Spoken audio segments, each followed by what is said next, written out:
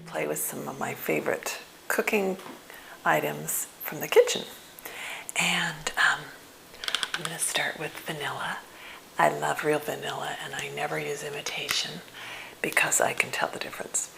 And when I was young, I grew up with imitation vanilla and never really knew what a difference it makes.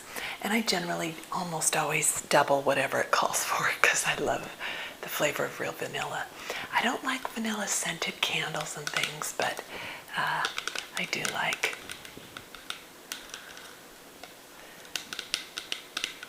the real flavor of vanilla. So this is the Kirkland variety from Costco, and you can tell there's vanilla around the lid that I use it a lot.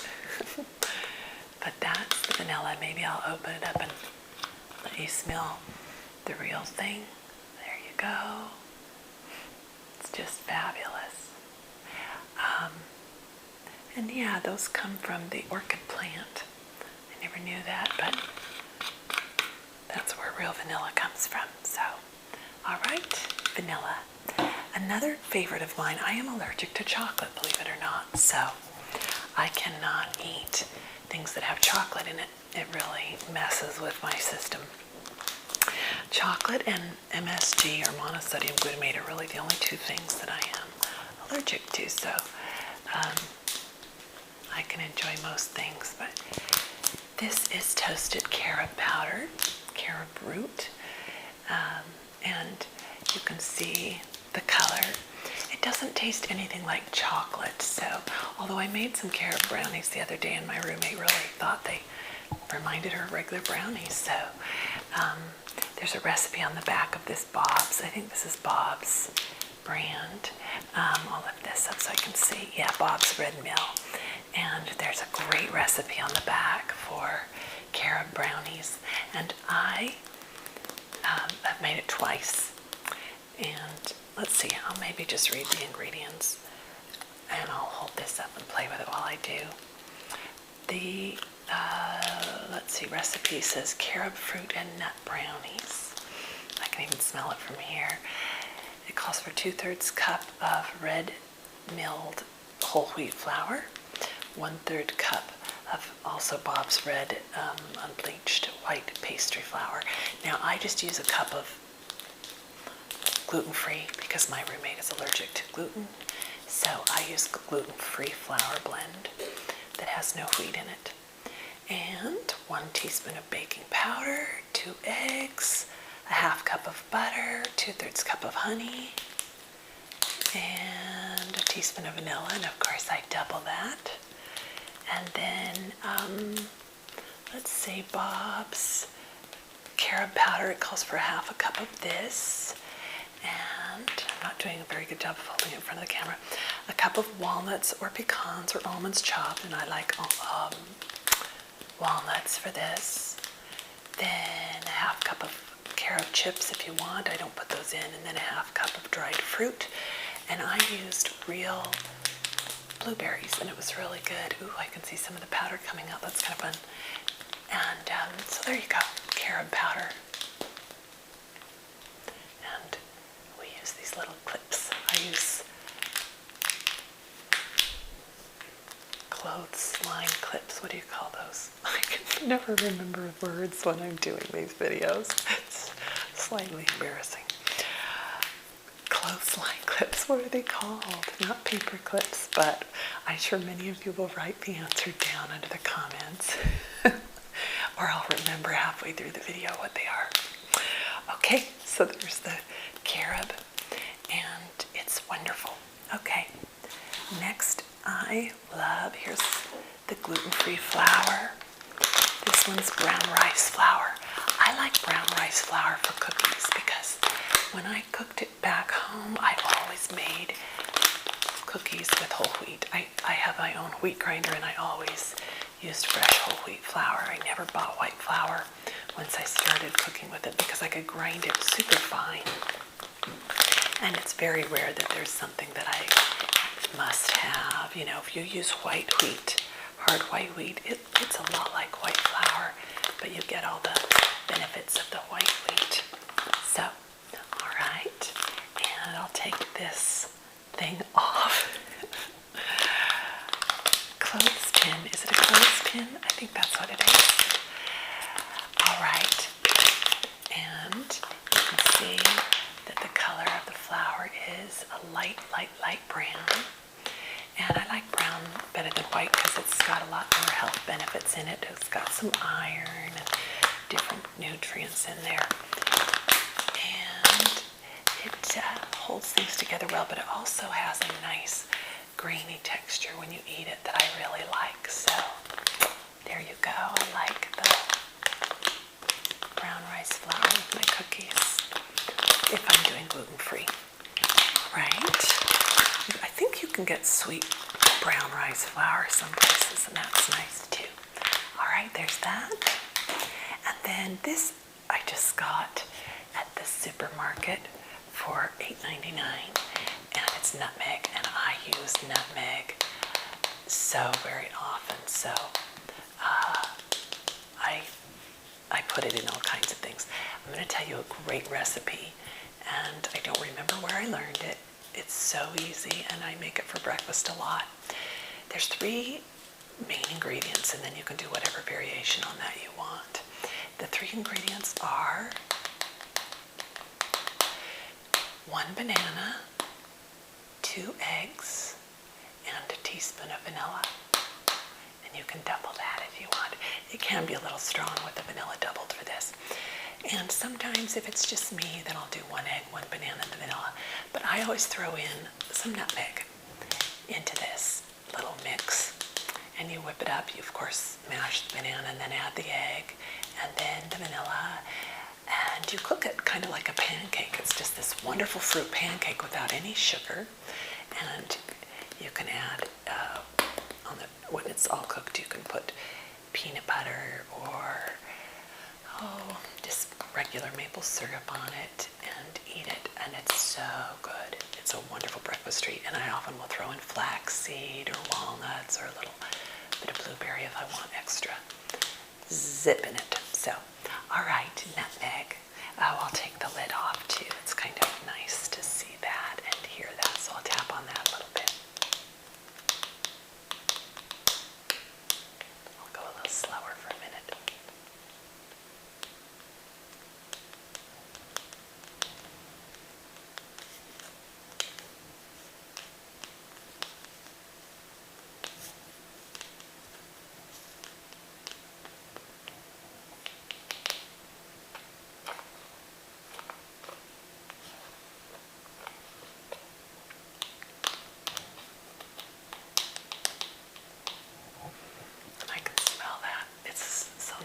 Sweet.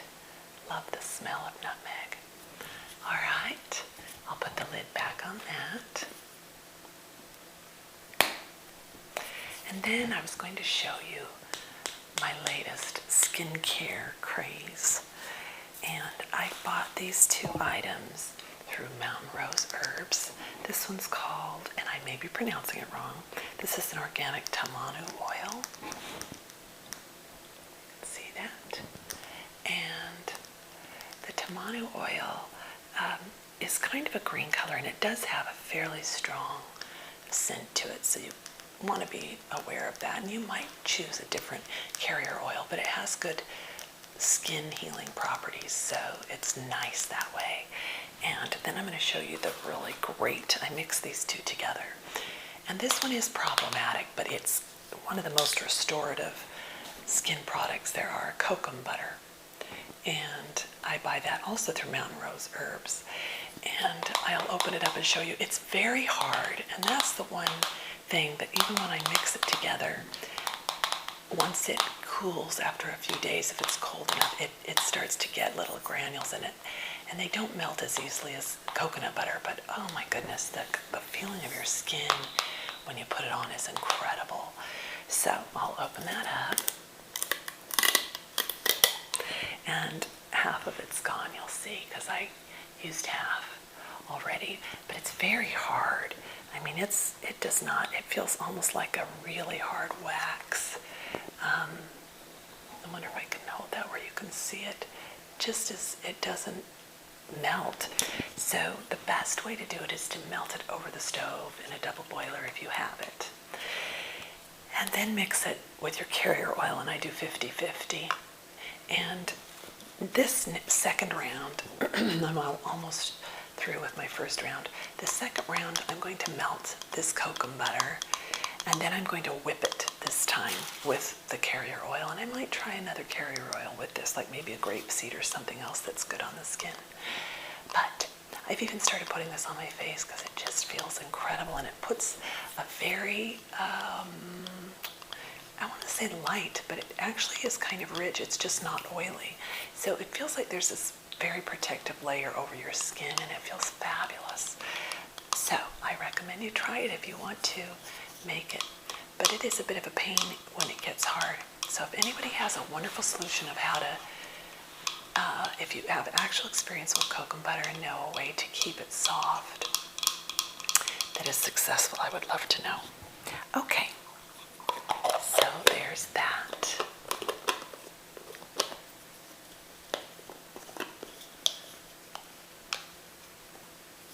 Cocoa butter. So now we've moved out of foods into cosmetics. But I do have one more item I was going to share with you today. And so I'll put these aside. Again, that's the tamanu oil. The bottle's a little greasy because it's a thicker oil. Maybe I'll put a little in my hand so you can see what that looks like. It's green and it's a little thicker too. It's got a little thicker texture than regular oils, most regular oils. You can see it there. So I'll rub that into my hands, and then I'm going to show you just a big mason jar. I'm just going to tap on a mason jar. Something else I've been playing with out here is I have been playing with, I hope I'm not bumping my mic, a lot of kombucha. I don't know if any of you are into making kombucha, but it's supposed to be extremely healthy for you. It's supposed to be a good anti-inflammatory drink, and maybe sometime I'll make it. We'll see. I always think I'm going to make all these videos, and then it doesn't happen because I just don't have time without the dogs. But there is a wonderful yeast cake, or I think they call it the SCOBY, that grows. It's flat and it grows about this big around. And it's maybe a half an inch thick, maybe just under that, a little under that. And it grows a new one. They call that the mother, and it will grow a baby. I think it's on the bottom of it. I can't remember if it's on the top or the bottom. But I've had several grow since I started making it a few months ago.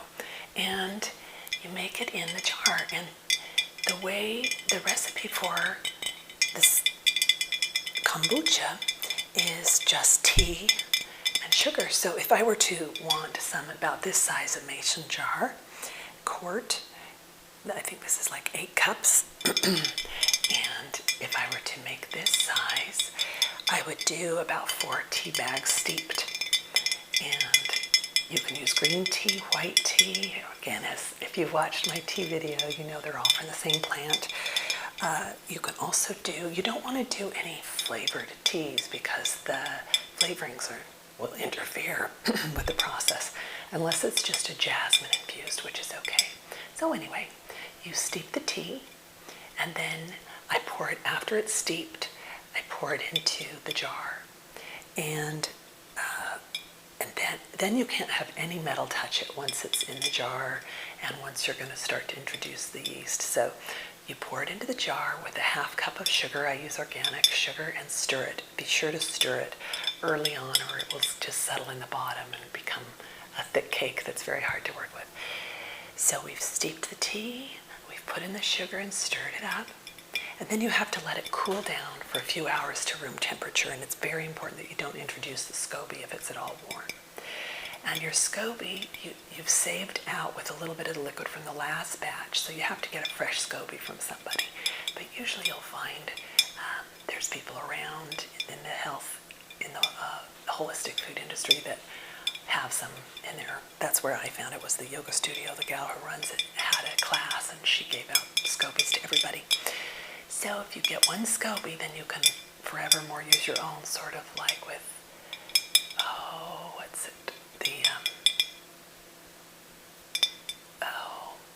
Sourdough bread, if you've cooked with sourdough. All right, so you put in the Scobie then, and I don't put the lid on because A, it's metal, and B, it's got to have a little breathing.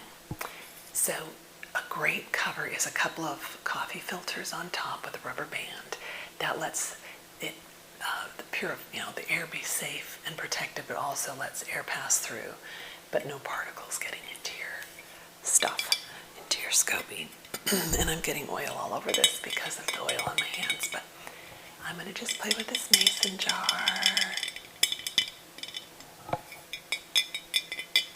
And then we'll be done. Maybe I'll play with the lid a little bit too. And then you let your Scobie and your mix sit for about 7 to 10 days. And it will taste a lot like vinegar when you let it sit, and you don't want to let it go for more than a month, but it's fun. And then you strain it in a plastic strainer, and you can also let it sit for another week or so, and it really settles it without the Scobie once you've strained it. So that might have been completely confusing, but hopefully many of you are asleep right now anyway. That's the plan. Okay, I'm going to just play with the lid, and then I'm going to say goodnight.